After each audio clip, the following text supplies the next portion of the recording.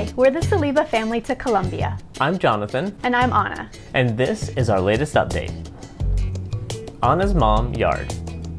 As we mentioned in a previous prayer letter, my mother was diagnosed with ALS in January of this year. Thank you so much to those of you who have been praying for her. As the disease has progressed, we thought it best for me and the girls to come back to the States for a short time to help care for her and be a help around the house. Please continue to pray for her whenever you think about us. And I will be back and forth between Colombia and the United States over the next few months. Presidential elections. This week, Colombia elected its first leftist president with plans that many fear will ultimately weaken the Colombian economy and possibly undo decades of relative peace in Colombia. So please pray for Colombia and its new president.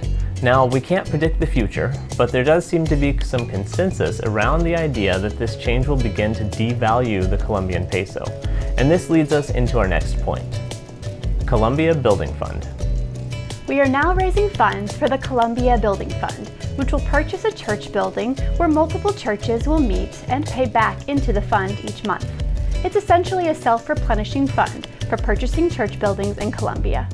You can read more about the Colombia Building Fund at www.buildingfund.co. And what's the connection with the presidential election? Well, if the Colombian peso loses value, that will mean that every dollar given to the building fund will likely be stretched even further and allow us to do even more with your donations. So please look into supporting this incredible project. We aren't really sure how long I will be in the United States, and Jonathan will be traveling back and forth. But you can help us make the most of this unpredictable year by helping us raise funds for the Colombia Building Fund this year. And since I'll be in the United States on and off, if you'd like me to present the Building Fund to you virtually or in person, let's talk and figure out a time to do that.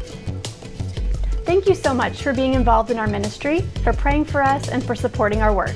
We love you guys, and we're so thankful to have you on our team.